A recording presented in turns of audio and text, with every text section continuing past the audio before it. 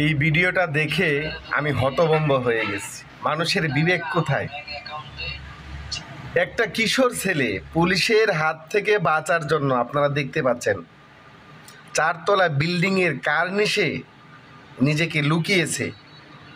কতটা ঝুঁকি নিয়ে সে পুলিশের আড়ালে যাওয়ার চেষ্টা করেছে, পুলিশরা যেন তাকে দেখতে না পায়। পুলিশের ভয়ে নিজের জীবনটাকে বাঁচানোর তাগিদে কতটা রিস্ক নিয়ে চারতলার কার্নিশে নিজেকে লুকানোর চেষ্টা করেছে।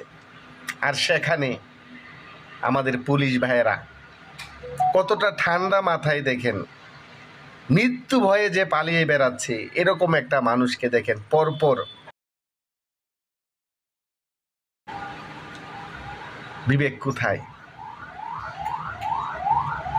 একটা কিশোর ছেলে, বাচ্চা ছেলে, চিন্তা করা যায় মানুষ কতটা জানোয়ার হলে পরে এরকম কাজ করতে পারে।